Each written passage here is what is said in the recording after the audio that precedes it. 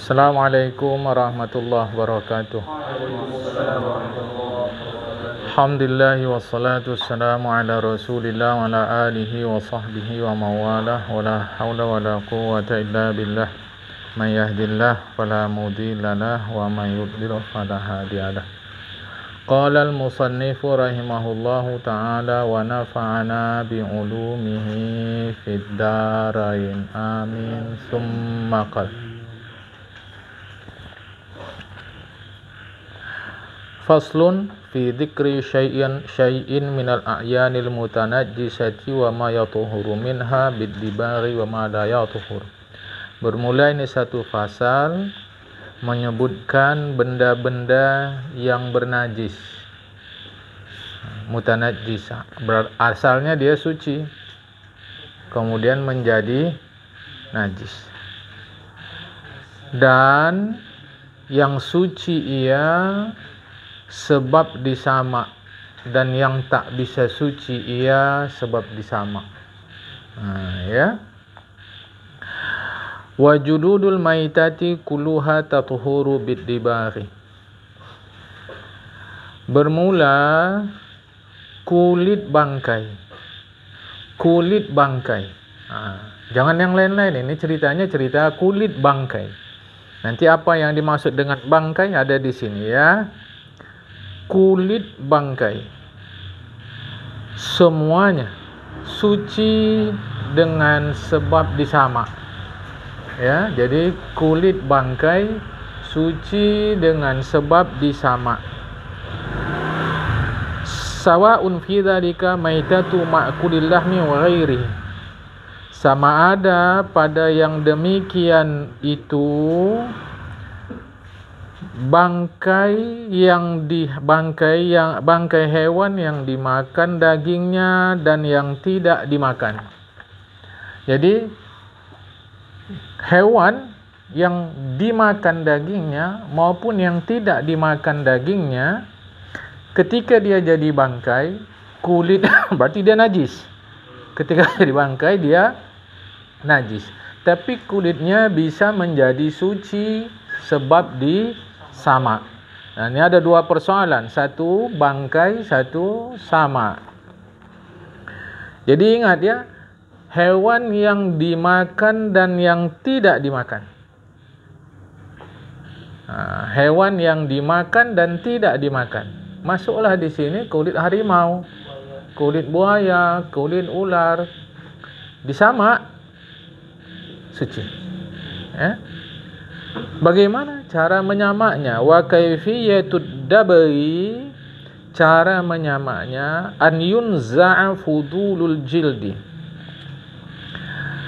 bahwa dibersihkan, dihilangkan fudulul jildi, sisa-sisa yang ada di kulit. Mimma yu'affinuhu, yang sisa-sisa itu termasuk yang dapat membusukkan kulit. Mindamin, misal kata darah, wanahwihilah, dan seumpama darah. Pokoknya apa saja yang bisa membuat kulit menjadi busuk, itu disucikan. Bisyai'in hirrifin, menggunakan benda yang tajam. Bukan tajam dalam pengertian seperti pisau, bukan. Tapi artinya benda-benda yang kelat, yang pedas, yang asam, itu maksudnya tajam. Jadi aromanya tajam. Ka'afsin, seperti sesuatu yang kelat. Ya. Walau kana al-hirrifu najasan, sekalipun benda yang tajam itu adalah najis. Sebab yang penting hilang dulu fudulul jildi, sisa-sisa yang ada di kulit. Nanti kalau hilang menggunakan najis itu baru disiram dengan air mutlak. Boleh paham sampai sini? Paham ya? Kadarqi hamamin, seperti kotoran burung. kafa fid dabri, itu memadailah dalam bersuci atau dalam menyamak. Itu ya. Burung merpati itu, hamam merpati atau burung dara. Pendek kata, apa saja benda, jadi bukan dikikis ya. Bukan, karena dikikis pasti ada tinggal sisa. Maka ini dengan benda apa saja, zat kimia pun boleh buang dia sehingga diyakini tidak ada sisa yang membuat dia busuk. Kalau baru siram pakai air mutlak, ya. Illa jildal kalbi wal khinziri wa ma tawallada minhuma aw min ahadihima, kecuali kulit anjing dan babi, ya, dan apa saja yang terlahir dari keduanya. Anjing kawin sama anjing, lahirnya apa? Babi kawin sama babi, lahirnya apa? Terserahlah, pokok saja yang asalkan dari anjing dan babi. Aw min ahadihima, atau dari salah satu keduanya. Anjing kawin sama babi, atau anjing kawin sama kambing, atau babi kawin sama kambing, apapun anaknya itu masuk najis mughalladhah. Tapi tidak perlu kita nyinyir kalau kita ke tempat jual kambing. Saya mau beli kambing, ini induknya apa Pak? Itu bukan mau hati-hati tapi nyinyir. Ya udah, kita pergi ke tempat orang jual kambing, beli itu apa? Tanya-tanya lagi kan. Min hayawanin tahir, terhadap hewan suci, maksudnya anjing kawin dengan benda hewan suci, babi kawin dengan hewan suci, fala yathuru biddibar, maka kulitnya tak bisa suci dengan sebab disamak. Sebab apa? Sebab dia najis. Yang bisa disucikan ini yang mutanajis. Hati-hati. Sarung kita kena air kencing, sarung kita itu mutanajis. Air kencingnya sendiri nggak bisa disucikan, orang dia najis. Bagaimana mensucikan najis? Yang bisa mensucikan mutanajis. Sedangkan anjing dan babi itu benda yang najasah, benda yang najis, bukan benda yang mutanajis, maka tak bisa disucikan. Jadi kalau dikata kenapa nggak bisa disucikan anjing babi, karena dia najis. Sedangkan cerita kita ini yang mutanajis. Begitu. Jadi nanti kalau dapat kulit hewan sama pakai, boleh, tak ada masalah. Ya. Wa'adul maitati wa sya'ruha najasun. Tulang bangkai, bulu bangkai najis. Wa kadal maitatu aidon najasatun. Bangkainya sendiri ya najis lah. Ya. Wa urida bihazailatul hayati bighairi zakatin syar'iyyatin. Inilah definisi bangkai. Yang dimaksud biha dengan bangkai adalah azailatul hayati, yang hilang hidup. Ringkasnya mati, bighairi zakatin syar'iyyatin, bukan secara sembelihan agama. Itu bangkai. Jadi bangkai adalah hewan yang mati bukan cara sembelihan agama. Itu yang dimaksud bangkai. Bukanlah yang dimaksud bangkai ini yang berulat-ulat tuh, bukan. Itu nggak perlu diterangkan agama, memang sudah bangkai. Jadi kalau agama menjelaskan itu berarti menjelaskan yang sudah jelas. Itu merendahkan marwah agama. Jadi kalau bangkai yang busuk-busuk itu berulat itu kami ambil kulitnya kami sama, boleh? Boleh. Tak ada masalah. Sebab itu zailatul hayati bighairi zakatin syar'iyyah. So dia matinya bukan dengan sembelihan syara agama. Paham nih? Kalau ada dialog nanti lepas ngaji ya. Biar selesai kaji kita dulu. Tahan pertanyaan-pertanyaan ya.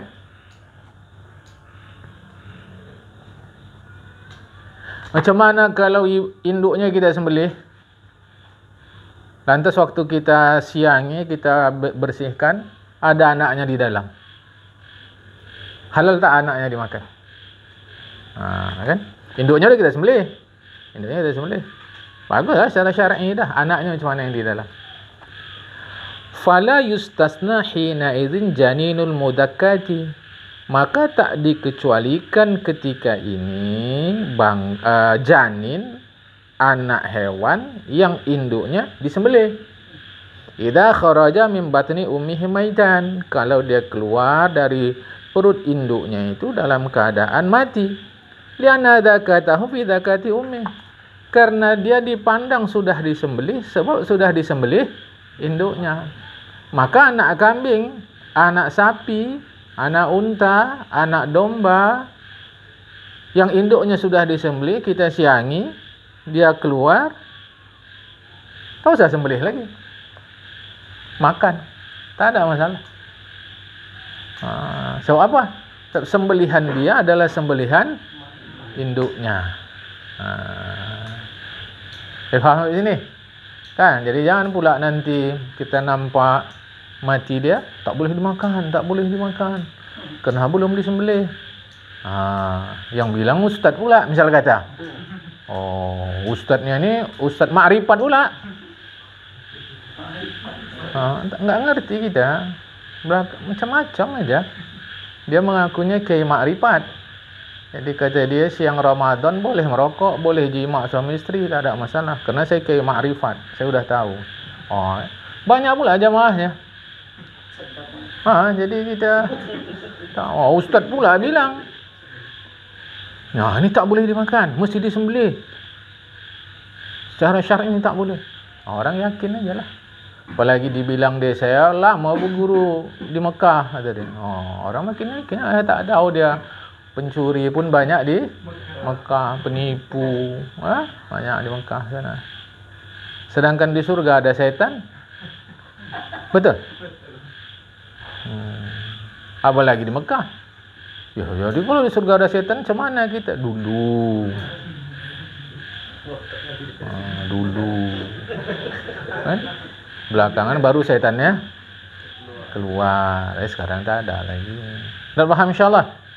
Ya, ini kita ni jelas ini. Maka tidak dikecualikan. Wa kada ghairuhu, begitu juga yang selain daripada anak hewan, minal mustanayatil madzukurat fil busutat, yang termasuk dikecualikan dari yang di atas itu disebutkan di dalam kitab yang besar-besar. Ya, nantilah kitab kita ini sedang nanti lebih dari ini. Summastusnya min sya'ril maitati, summastasna min sya'ril maitati qaulahu. Kemudian penulis ya Syekh Habib Syuja mengecualikan dari kata-kata rambut atau bulu bangkai adalah perkataannya illal adamiyah.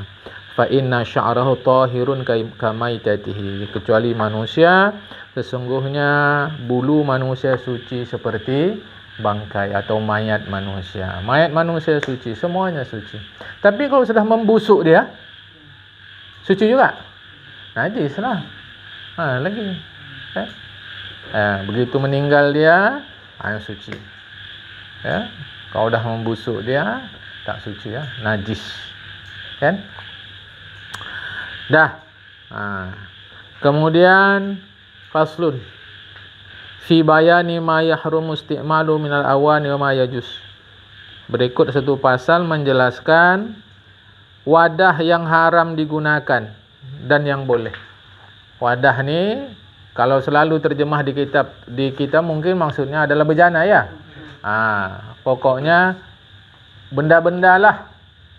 Ya, tak mesti bejana, pokoknya tempat, sendok pun, cuci tangan pun. Yang terbuat, apa yang haram dipakai, apa yang boleh. Wa bada bil awal. Tuan Syekh Abu Syuja memulai yang pertama. Dia mengatakan, apa yang pertama itu? Wala yajuzu, tak boleh fi ghairi daruratin, bukan dalam keadaan mendesak, darurat. Maknanya dalam keadaan darurat boleh. Tak boleh fi ghairi daruratin, dalam keadaan yang tak mendesak tak boleh. Dalam keadaan mendesak atau darurat boleh. Gitu, ya. Maka supaya hukum agama ni yang haram boleh, buat darurat dah semua. Kan sebagian kita suka bilang gitu, darurat. Buat aja darurat semua. Maka yang haram jadi boleh. Li rajulin aw imra'atin, laki-laki ataupun perempuan. Tak boleh. Ya. Apa yang tak boleh? Isti'mal. Wala yajuz isti'mal. Menggunakan syai'in, sikit pun, min awanid dhahabi wal fiddati, wadah yang terbuat atau berbahan dasar emas dan perak. Tak boleh. Ya. La fi aklin, tak boleh makan, wala fi syurbin, minum, wala ghairihima, tak boleh. Apalagi untuk hias-hiasan dinding, apalagi untuk kubah masjid, tak boleh. Tak boleh. Apa lagi? Ngapa itu? Ya untuk apa? Ini jelas fikihnya tak boleh. Kan? Tak tahu lah. Kan? Tak sama sekali tak boleh. Okey?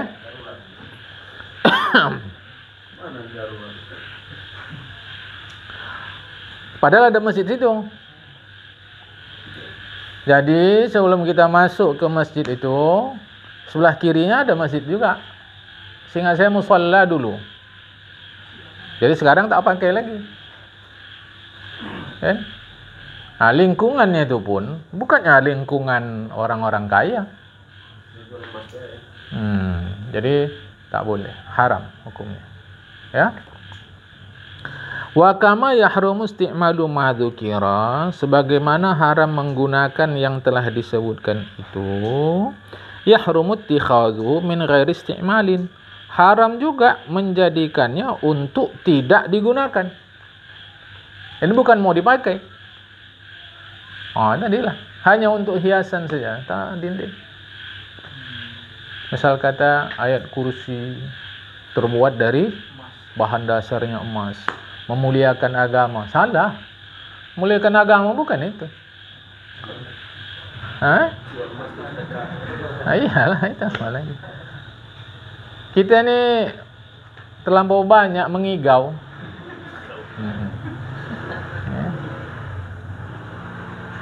Jadi ini tanda kebesaran Islam. Kita buat Al-Quran berbahan dasar emas. Apa? Itu bukan kebesaran Islam, itu kehinaan Islam. Emas tak dipakai. Ini kan kemuliaan agama. Enggak ada. Sama sekali enggak ada. Kalau kita setuju tak? Dibuat tulisan Quran dari emas. Setuju tak? Setuju. Tanda Islam ni. Takbir. Kata dia kan. Padahal tu haram hukum dia. Dosa besar. Jadi kau bilang Quran dosa besar. Itulah ngigau tadi. Mana kita kata Quran haram? Bahan dasar emas tak boleh. Fil asahi, menurut pendapat yang paling sahih. Wa yahrum aidan al-ina'ul matliyu bidzahabin aw fiddatin. Haram juga wadah-wadah yang disepuh. Di situ sepuh. Disepuh menggunakan emas atau perak. Disepuh dia. Emas perak. Syaratnya in hasala min at-tila'i, jika sepuhan itu terjadi syai'un bi'ardihi 'alan nari, sebab dia menggunakan api. Kalau menggunakan api di sepuh tadi, itu haram.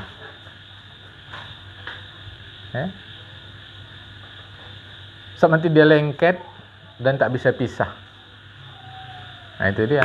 Situ letak masalah pakai api tadi. Ya. Maka apa itu? Handphone dibalut emas, haram.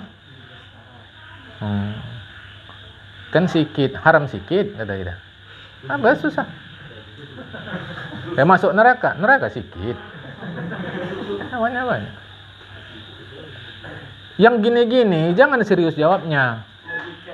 Pakai jokes aja. Ya. Enggak usah enggak jokes saja. Kenapa orang Islam haram makan babi? Orang Islam banyak, kalau dia boleh makan babi, habis babi nggak kebagian kalian nanti. Selesai. Udah alil Al-Quran bilang begini, apa bacanya? Pas awak baca pun salah makhrajnya, kan madu juga. Ya? Salah. Paham nih? Saya serius. Kejok saja. Minum khamar tuh sedap, bisa fly, kita enak. Orang Islam nggak boleh. Khamar minuman setan. Kalau orang Islam minum, kasihan setan haus. Kan kita kasihan sama dia haus, cuma tak haus saja dia jadi masalah bagi kita. Cuma dia haus lagi. Saya serius. Orang ini pun bukan pertanyaan serius. Lewat insyaallah. Dah. Wajuz isti'malu ina'i ghairihima. Boleh menggunakan wadah yang bukan emas dan perak. Minal awani nafisah. Ya. Walau bahan dasarnya nafisah, benda-benda berharga.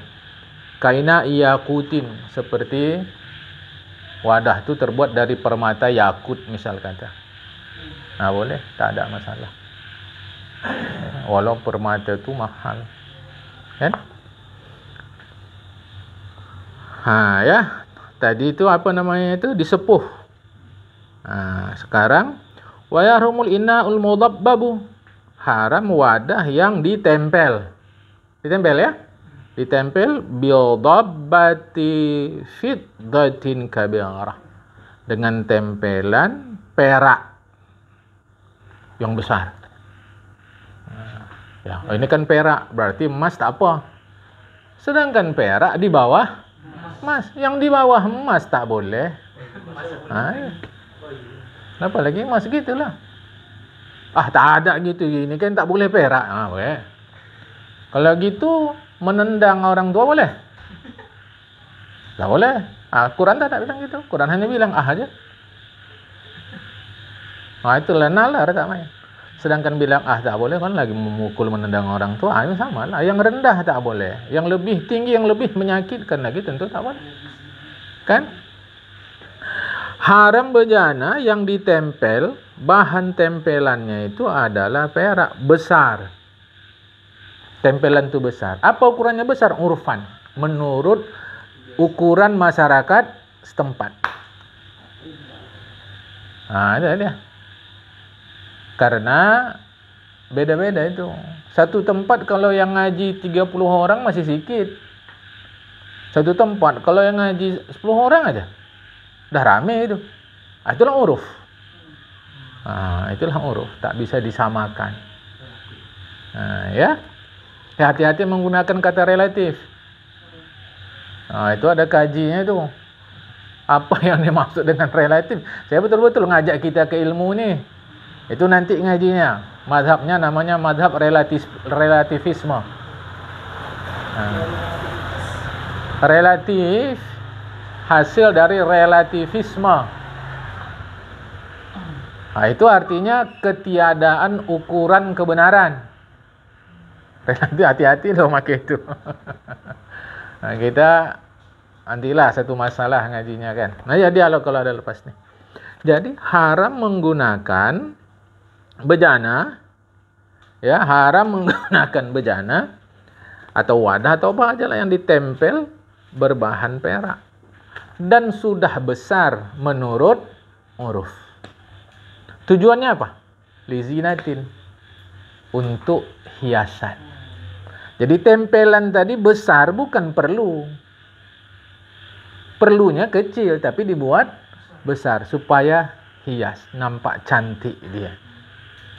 Itu haram. Jadi perak besar untuk perhiasan. Ukuran besarnya adalah uruf. Fa in kanat kabiratan li hajatin jaza mal karaha. Tapi jika dia besar karena perlu, boleh. Cuma makruh lah.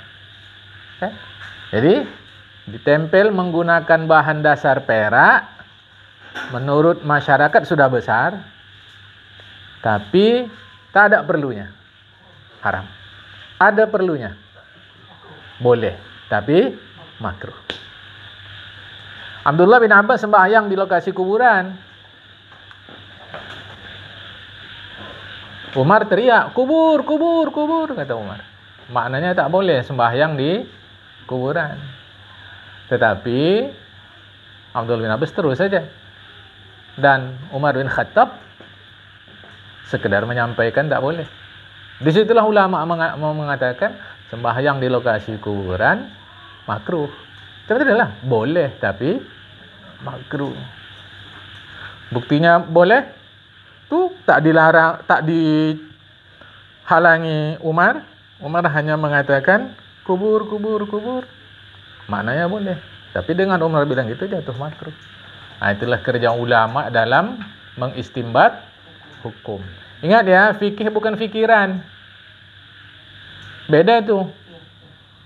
Fikih bukan fikiran. Jadi fikih itu adalah hasil ijtihad berdasar dalil. Jadi fikih bukan fikiran nih. Saat di masyarakat dipahamkan melalui ustadz-ustadz juga, fikih itu seakan-akan fikiran. Menurut para ulama begini, oh bukan. Salah total. Maka tidak boleh ada hukum tanpa dalil. Sama ada nanti dalilnya mubasyaratan kepada hukum itu atau ghaira mubasyaratin. Enggak langsung menunjuk kepada hukum itu. Jadi menurut yang saya tahu lah, nggak bisa. Fikih bukan itu. Apalagi kurasa kalau nggak silap barangkali kalau tak salah nih, seingat saya, dengar-dengar saya nih, makin tak jadi. Sebab di depan saya nih orang yang fikirannya sehat. Jadi saya mau sampaikan betul-betul. Fikih bukan fikiran. Sama sekali. Fikih adalah istimbat. Hukum. Ya. Daripada dalil. Maka tak ada fikih yang tak pakai dalil. Cuma karena fikih itu adalah hasil hukum, maka kitab-kitab fikih klasik tidak menyertakan dalil. Sebab dia kumpulan hukum. Mau belajar dalil nanti belajar di Al-Quran, di hadis. Begitu kira-kira. Baik ya. Jadi kalau dia ditempel dengan perak besar, menurut masyarakat udah besar, hanya lizinah haram. Tapi kalau lil hajah makruh. Aw saghiratan urfan lizinatin karuhat. Ya, atau karihat. Kariha ya. Karuhan ya. Karuhat. Dia ya, baiklah. Atau dia kecil. Tempelan tadi kecil. Menurut masyarakat masih kecil. Tapi niatnya untuk berhias-hias supaya nampak cantik. Makruh. Aw li hajatin, atau karena perlu, fala takrah, tak makruh. Jadi perak ini bukan untuk barang hiasan. Kan? Cuma pakai cincin perak laki-laki boleh, tak ada masalah. Wa amma dhabbatu dhahabi, adapun tempelan emas, fatahrumu mutlaqan. Haram secara mutlak. Mau besar, mau kecil, mau ada keperluan, enggak ada keperluan. Kama shahhahun Nawawi, sebagaimana yang divalidasi oleh Imam Nawawi. So, emas tu standar ekonomi itu tahu. Maka negara di dunia yang memiliki cadangan emas paling banyak, dialah yang paling kuat ekonominya. Bukan uang. Karena uang ini bukan barang. Uang ini alat tukar aja. Supaya paham. Uang saya banyak, tanda kaya. Enggak. Tanda kaya itu punya cadangan emas paling banyak di seluruh dunia. Jadi kalau punya emas dia paling kuat ekonominya. Kalau nggak punya emas, dia nggak kuat. Maka negara-negara di dunia berlomba untuk memiliki cadangan emas paling besar. Mata uang dinar itu asalnya emas, dan itu bukan mata uang Islam. Keliru lah. Kalau dia bilang dinar mata uang Islam, mari kita gunakan dinar. Dinar itu adalah dinarius, mata uang Romawi, dewa kaya. Oleh Rasulullah diambil, digunakan. Dinar, tandanya kita kembali kepada Islam. Dirham itu mata uang Persia. Drachma. Mata uang Islam. Cuma oleh Rasul dipakai. Ayolah berislam pakai ilmu lah. Rasanya kalau megang uang dinar tuh rasanya macam jumpa Rasulullah.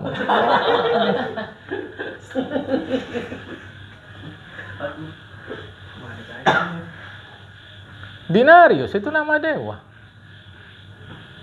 Drachma itu nama saya, drachma tak tahu pasti ya. Tapi itu asalnya daripada Persia. Sejarah mata uang. Ada saya buku tipis saja sejarah mata uang. Dulu daun jadi mata uang. Kerang jadi mata uang. Ini supaya paham nih. Beragamalah pakai ilmu. Jadi kita nggak ada gempar-gempar, selu aja.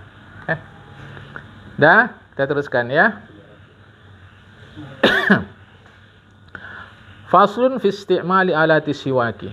Bermula satu fasal menggunakan alat untuk menyikat gigi. Kan? Wa huwa min sunanil wudu'i. Menyikat gigi ini termasuk di antara sekian banyak sunat-sunat ketika kita berwudu. Wa yatrku siwak aidan ala ma yustaku bihi.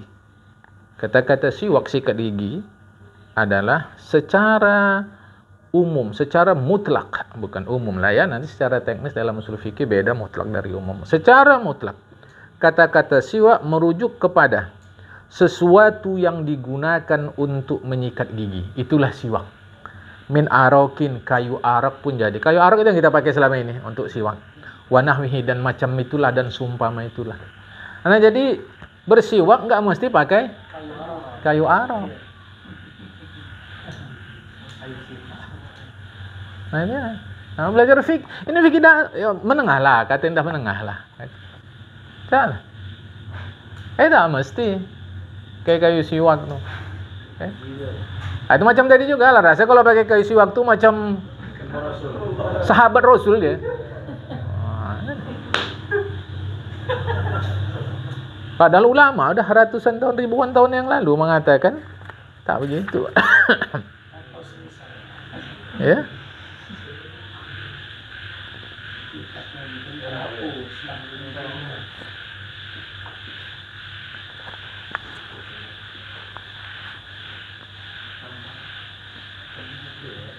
Syekh Muhammad bin Qasim, penulis kitab Fathul Bari ini, beliau meninggal abad 9 Hijrah. Fathul Qarib nih. Fathul Bari. Fathul Qarib. Karena Malim baru beli kitab Fathul Bari. 5 juta juga lah. Cetakan ori Sultan, cetakan Sultan. Oh, tanda Sultan Mas. Cetakan terbaik kata dia. Ori lah. Oke. Fathul Qarib. Beliau ini meninggal abad ke-9 Hijrah. Sekarang abad berapa? 15. 15 kurang 9. 6 abad yang lalu. Beliau dah katakan, asyuk ma yustaku bihi. Sesuatu yang digunakan untuk menyikat gigi. Kayu arak atau yang seumpama kayu arak lah. Jadi kita yang pakai selama ini pun masuklah itu siwak. Kan? Enggak, siwak tuh kayu arak. Ya udah. Ngapain teka? Mana sama teka ya? Karena yang kata sini ulama. Kalau yang bantah levelnya sama kita, ya sama-sama orang tak tahu, kan? Ya udah ngapain? Dah. Wasiwaku mustam fi kulli halin wala yakrahu tanzihan. Illa ba'da zawali lisaim. Bermula menyikat gigi itu sunat dalam segala keadaan. Dan tiada makruh tanzih. Makruh tanzih ini makruh yang macam kita biasa. Nanti ada makruh tahrim. Makruh tahrim ini walaupun makruh tetap haram. Ya, ini makruh tanzih. Yang macam kita biasalah kita fahami. Dikerjakan berdosa berpahala tidak, ditinggalkan berpahala. Tak makruh. Kapan saja boleh kita bersiwak, kecuali setelah tergelincir matahari bagi orang yang mengerjakan puasa. Bukan zuhur, tergelincir matahari. Enggak, pokoknya tergelincir matahari. Kapan tergelincir matahari? Ya masuk waktu zuhur, tapi jangan bilang zuhur. Karena kalau bilang zuhur nanti saya zuhur jam 2 kata dia. Kan? Jadi sejak tergelincir matahari. Sejak tergelincir itulah bermula masuk waktu zuhur. Bukan jam. Karena jam tak ada yang sama. Coba samakan jam kita semua nih. Tak sama. Makanya ada masjid lebih dulu azan, ada belakangan. Jamnya tak sama. Jadi tergelincir. Setelah tergelincir matahari bagi orang yang berpuasa makruh. Puasa apa? Fardhan atau naflan? Puasa wajib kah atau puasa sunat? Makruh. Wa tazul karatu bi ghurubi syamsi. Hilang hukum makruh sebab terbenam matahari. Berarti awal waktu sholat maghrib. Tak makruh lagi bagi seorang puasa. Wakhtara Nawawi adamal karahati mutlaqan. Sementara Imam Nawawi memilih tidak makruh orang yang berpuasa menyikat gigi mutlak. Ya. Sebelum atau setelah tergelincir matahari. Tapi yang selama ini dipahami makruh. Kesudahan kalau ada yang sikat gigi, kau bukan madhab Syafi'i kau. Jadi Imam Nawawi itu apa? Tak ada tuh, dari dulu tak ada. Kau aja bilang Imam Nawawi. Ini kitabnya. Kau tipu aku, teman-teman aku tak pandai baca. Iya.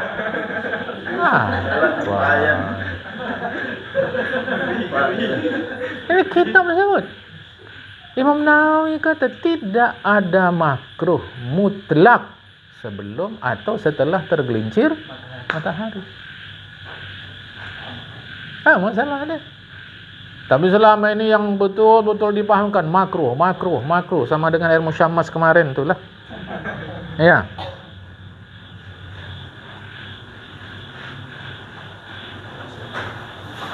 Oke, baik.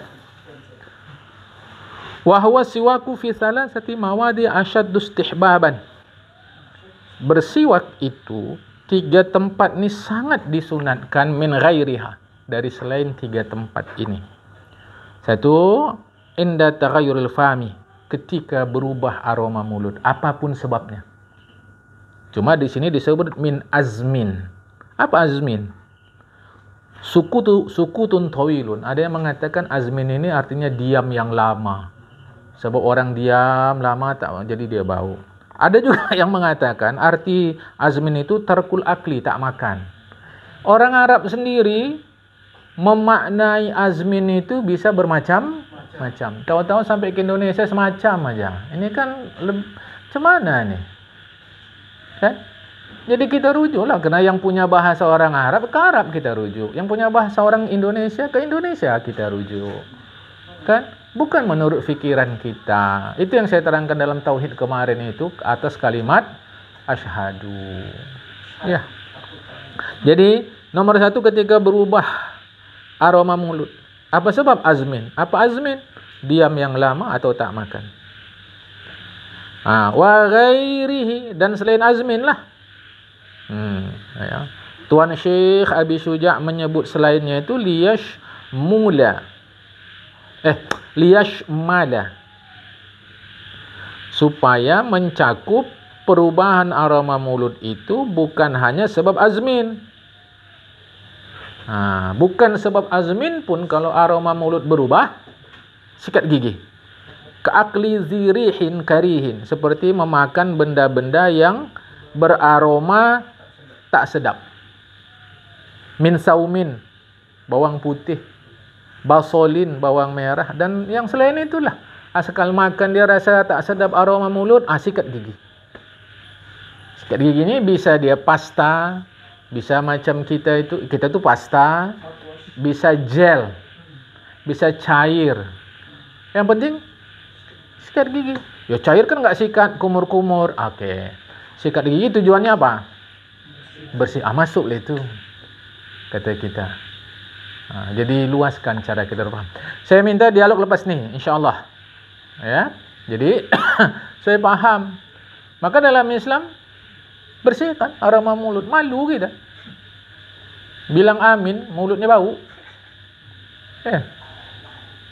Kita sembahyang, tak subuh kah, tak asar kah, amin, bau kali. Allah. Bersih-bersih. Al-Islamu mahjubun bil muslimin. Kata Imam Muhammad Abduh.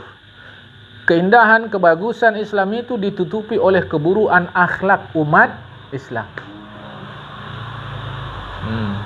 Itu kata Imam Muhammad Abduh. Beliau jalan-jalan ke Eropah, nampak beliau cantik kali Islam tu di Eropah. Karena keteraturan Eropah itulah yang diajarkan Islam. Sampai ke Mesir balik, kacau balau. Makanya Islam mahjub bil muslimin. Waktu saya kata tu kalau parkir teratur lah buat. Rapi dibuat. Parkir tadi, ini satu timur, satu barat, satu utara, satu selatan. Kenapa belok-belok begini, kurang rapi? Kan? Baik ya. Jadi terserahlah apa penyebab perubahan bau mulut tadi. Wasan indal qiyamil istiqazu ail istiqazu minan naumi. Bangun tidur. Sikat gigi lah. Tapi gini, hati-hati juga ya, sebab ludah kita tu waktu bangun tu itu berkhasiat obat. Makanya bangun tidur jangan segera sikat gigi, kumur-kumur, jangan. Minum. Karena itu khasiat obat. Ya. Bukan ludah basi. Ludah basi yang di luar. Yang di luar, ences-ences tuh. Ini yang dalam mulut. Yang dalam mulut. Jadi itu minum, bangun tidur minum ya. Bangun tidur sikat kalau bau. Wasalisu indal qiyamil shalah. Yang ketiga mau mengerjakan sembahyang. Fardukah atau sunat. Ya.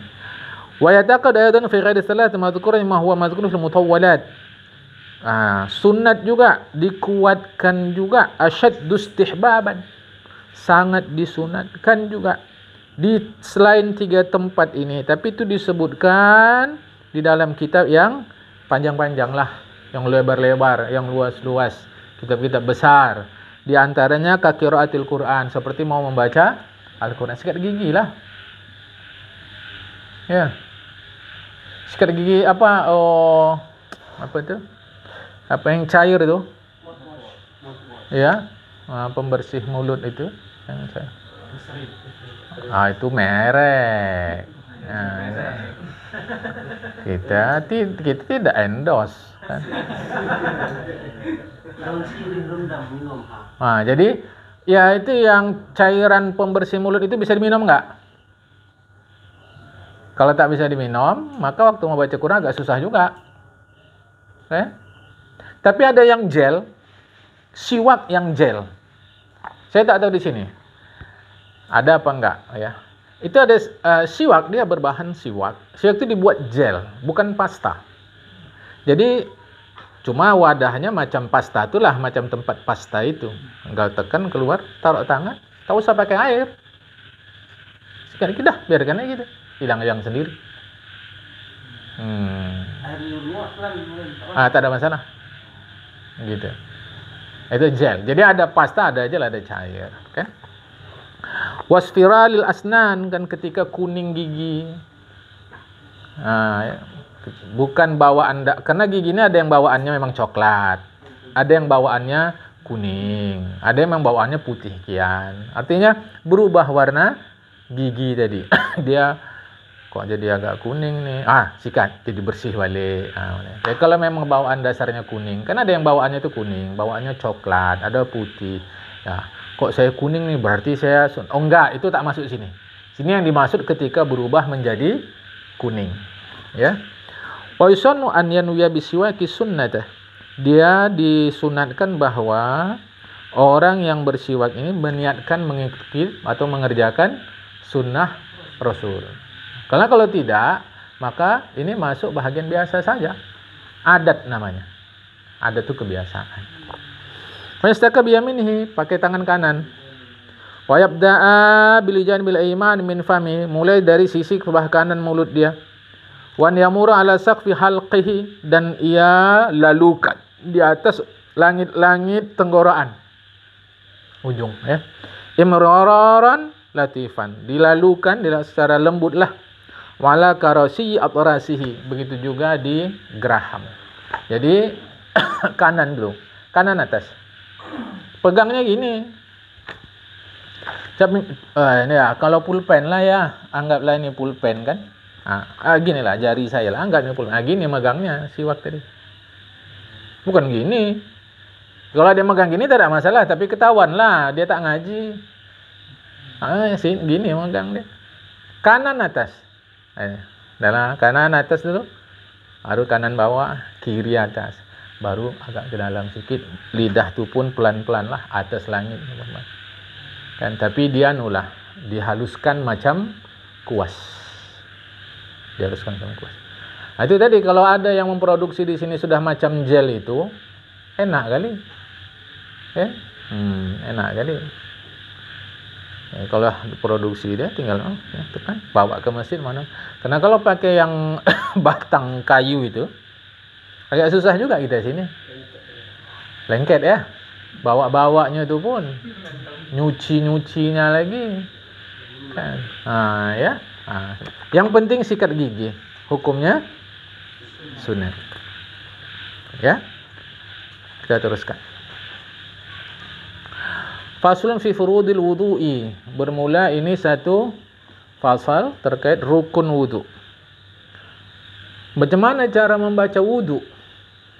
Wa huwa bi dhammil wawi fil ashhari. Ismun lil fi'li wa huwa al muradu huna. Membacanya wu didommahkan huruf waw. Itulah yang paling masyhur.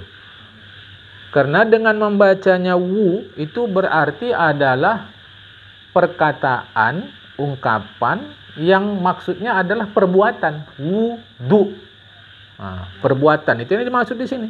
Kalau dibaca wadu dengan memfathahkan waw, ismun lima yutawadha'u bihi, adalah ungkapan atau perkataan yang dimaksudkan adalah benda yang digunakan untuk berwudu. Jadi wudu perbuatan, wadu adalah alat untuk perbuatan itu. Sama aja itu. Ada yang bantah gini, kita usah teruskan. Usah. Kan? Kita ke kedai kue, beli apa? Bukan beli tepung. Ya, kan tepung juga.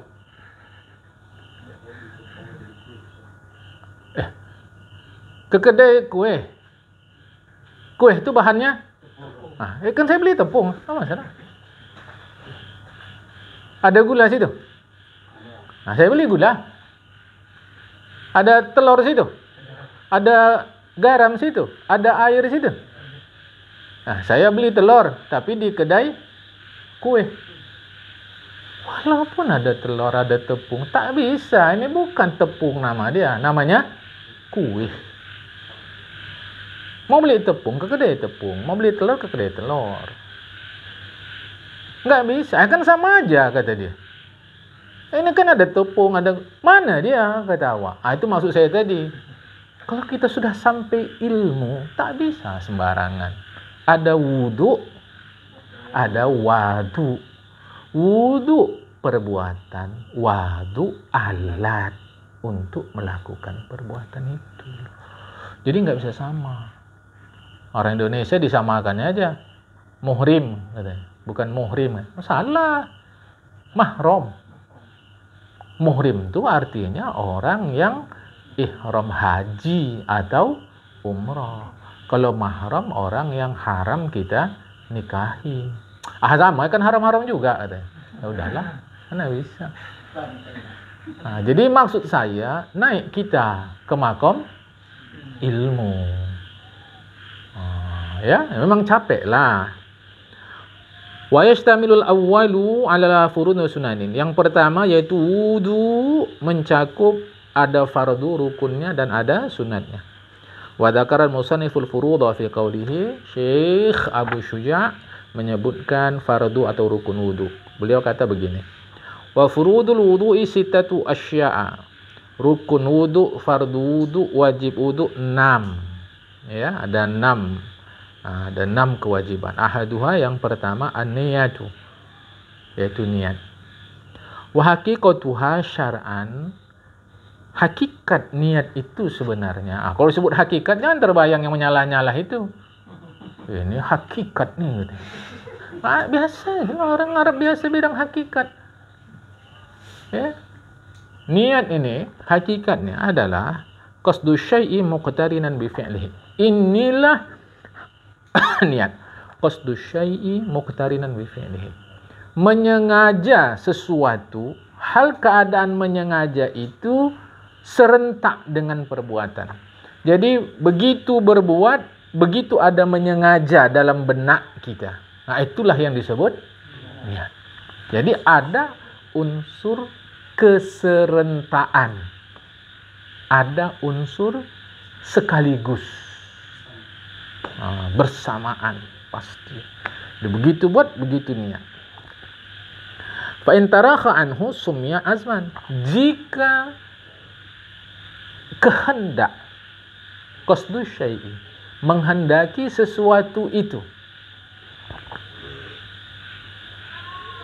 salah. Fa in tarakha anhu, jika perbuatan itu belakangan datangnya dari kehendak berbuat. Jika perbuatan itu datangnya belakangan dari kehendak berbuat, maka kehendak itu disebut tekad, bukan niat. Perbuatannya belakangan, kehendaknya sekarang, inginnya sekarang, maunya sekarang, tapi perbuatan nanti, itu tekad. Kalau niat dia muqtarinan. Wa takunu niyatu 'inda ghasli awal juz'in minal wajhi. Niat itu ketika basuh atau membasuh permulaan bahagian muka. Mana bahagian muka yang pertama kali kita basuh, itulah terpasang niat. Mau pipi kah, mau di bawah bibir bawah, mau di bawah hidung, pokoknya mana bahagian lah. Cuma ulama selalu mengajarkan yang terbaik kanan atas. Selalunya begitu. Ai muqtarinatan bidzalika juz'i. Hal keadaan niat itu sekaligus serentak dengan bahagian itu. La bi jamihi, bukan semua muka. Bukan. Cukup yang sebahagian itu terpasang niat. Ya. Wala bima qablahu wa bima ba'dahu, bukan pula sebelum membasuh, bukan pula setelah membasuh, serentak. Fayanil mutawaddi'ina ghasli ma dzukira raf'a hadatsin min ahdasihi. Maka yang berwudu berniatlah dia ketika membasuh bahagian pertama dari muka itu, niatnya apa? Mengangkat hadas. Sengaja aku mengangkat hadas. Atau apa niatnya? Sengaja wiyastibah atau muftaqin ila wudu. Atau berniat sengaja aku melakukan sesuatu yang membolehkan apa dia? Ini yang memerlukan kepada wudu. Apa niat kita? Misalnya solat kan, sengaja aku melakukan sesuatu yang membolehkan solat. Tapi jarang itu kita pakai. Kita selalunya sengaja aku berwudu. Ambil yang ringkas saja. Atau meniatkan fardul wudu.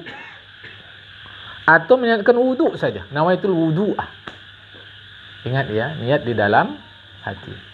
Sengaja aku berwudu. Enggak usah pakai fardu pun tak apa. Sengaja aku berwudu. Udah sah. Atau sengaja aku bersuci dari hadas. Kalau tak disebutnya dari hadas tak sah.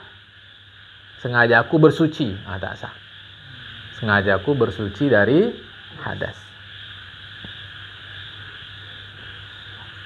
Berniatlah dia, sengaja aku berwudu sekaligus membersihkan muka.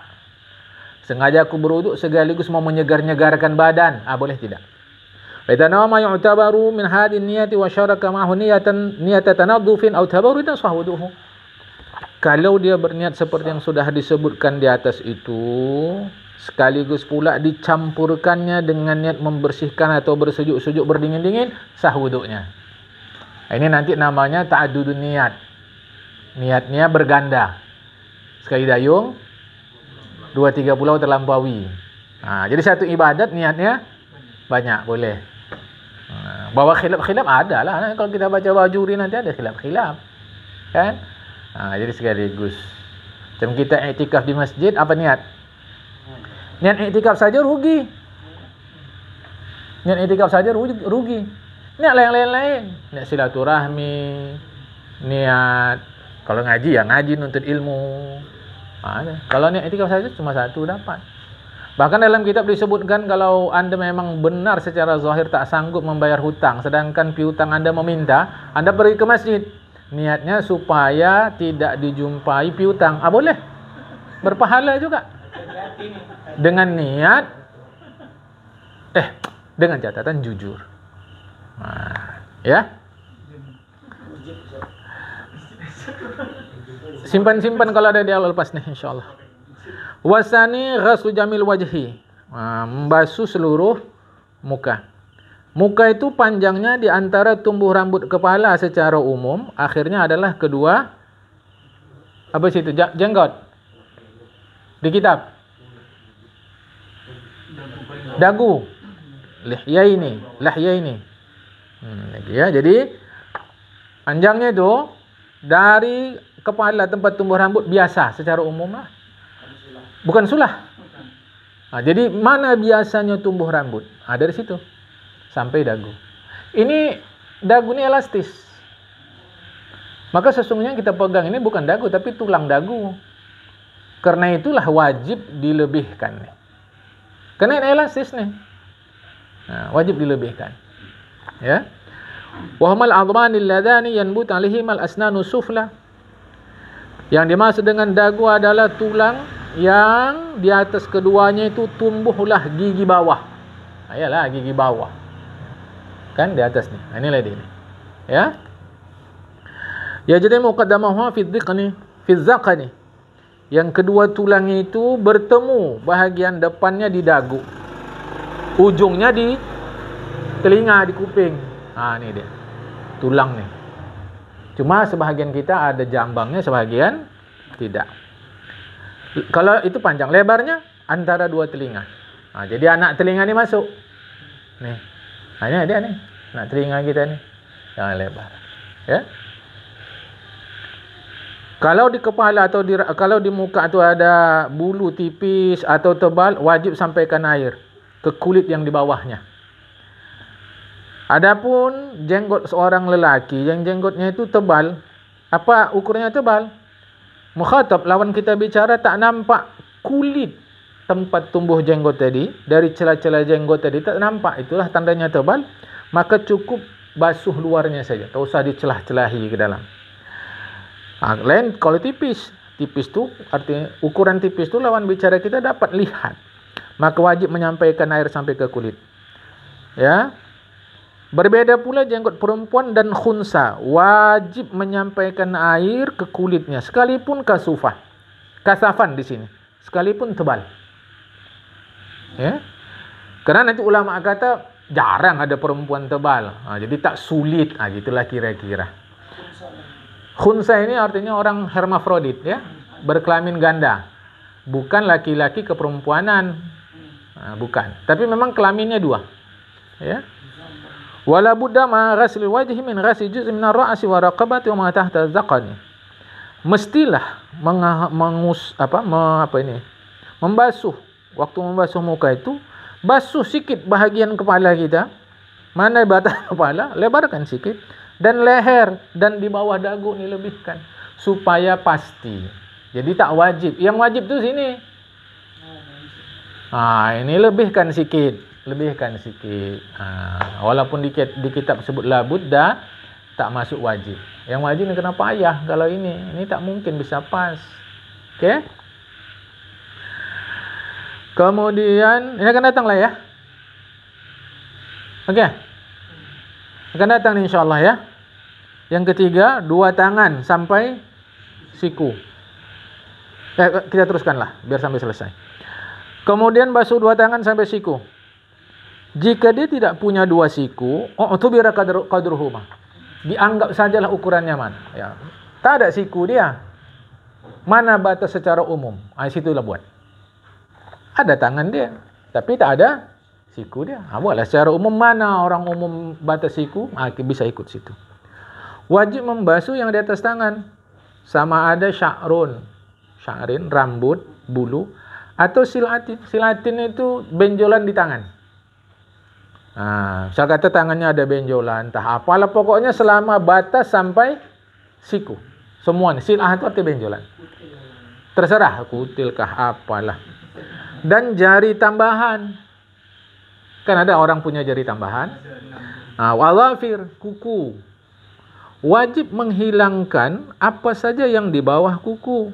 Berupa kotoran yang menghalangi sampainya air. Ini yang penting. Yang menghalangi sampainya air. Kalau tak menghalangi, tak ada masalah. Ya. Kemudian mengusap sebahagian kepala, laki-kah, perempuankah, atau khunsah. Atau mengusap sebahagian rambut batas kepala. Ini mazhab Syafi'i. Kepala sebahagian atau rambut batas kepala. Di sini masih batas kepala, bahu masih batas kepala. Ya. Tidak mesti mengusapnya itu pakai tangan. Boleh bikharqatin. Pakai kain perca boleh. Apa boleh? Yang penting basah. Tak mesti dia pakai tangan ni, tak mesti. Malas dia misalnya katakan ambilnya sisir dibasahinya sambil bersisir ya. Udah sah boleh. Itu dalam Imam Syafi'i, sikit aja pun boleh dah. Ya. Kalaulah dibasuhnya kepala sebagai ganti mengusap, boleh. Kalau diletakkannya saja tangannya yang basah, tak digerakkannya, boleh. Dah. Boleh. Faham ni? Mudah kali ya. Membasuh 2 kaki sampai mata kaki. Jika yang berwuduk tidak memakai khuf. Khuf ini kalau pernah lihat filem-filem kolosal yang sepatunya tu pakai tali ke atas, itulah khuf. Dia direndam air pun tak masuk air tu. Ya, bukan sepatu bot. Karena sepatu bot dari atas masih bisa masuk air. Ini dari atas dimasukkan pun tak masuk air. Dia sampai di atas mata kaki dipakai tu. Jadi rapat betul. Kita tak ada, maka tak perlu panjang cerita khuf. Jika dia memakai khuf, wajib mengusap khuf tadi atau membasuh kaki, terserahlah. Kalau dia pakai khuf, usap aja begitu. Saya selalu jarang menjelaskan khuf ni secara panjang lebar, karena kita tak ada. Habiskan waktu. Bukan sebarang sepatu. Dia menutup lah. Macam ini, anggap ini kaki. Dia sampai sini. Masuk air ke atas pun tak masuk. Apalagi dari atas sini. Apalagi dari atas kaki sini. Dari tumit sini, dari betis ni pun dimasukkan air, tak masuk. Orang dia rapat.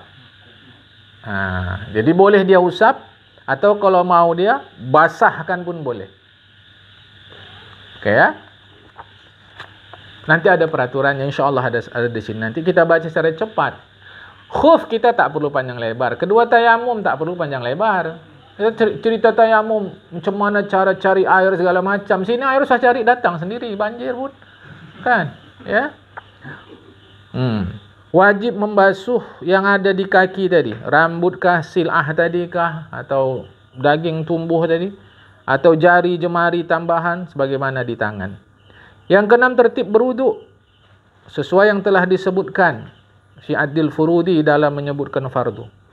Kalau lupa dia tertib, basuhnya tangan baru muka, baru lupa awak katanya. Lam yakfi, tak sah wudunya. Tapi kan lupa, Allah Maha tahu itu katanya. Kata kita, sejak kapan Allah lupa? Jadi kalau melanggar hukum syarak, batal dia. Lam yakfi, tak sah. Ini bukan batal, tak sah. Kalau dia basuh 4 anggota sekaligus dengan izin dia, terangkat hadas muka saja. Maksudnya gini, ada orang membasuhkan dia, sekaligus dibasuh orang tu dia, maka yang sah hanya muka. Kecuali kalau 4 kali basuh, tapi sekaligus swab semua muka, sekaligus semua lagi swab tangan, sekaligus lagi semua kepala, sekaligus lagi kaki. Ada faham? Ini kan hukum aja, kenyataannya mana ada. Ditumbuk orang mau. Kita siram dia supaya beruduk sekaligus. Kau. Mana ada. Ini hukum saja. Tapi kalau kita berlawan mungkin. Kalau yang di sini mandi sungai, kalau kita di lawan mandi laut atau mandi palu. Mungkin aja. Tuh, subur dia berniat. Kan sekaligus. Hanya wajah aja lah. Yang terangkat kena sekaligus. Kecuali berurutan. Pelan dia. Gini. Kalau jatuhnya gini, sakit tuh. Itu hanya wajah saja. Tapi kalau jatuhnya nungkik gini, bisalah wajah, tangan. Wajah, tangan, bisa tuh. Wajah, tangan, pas kepala goyang sikit. Baru kaki. Bisa. Iya, bisa. Dalam fikih gitu. Sunat-sunatnya akan datang. Sampai sini dulu. Wallahul muwaffiq ila aqwamit thoriq. Assalamualaikum warahmatullahi wabarakatuh.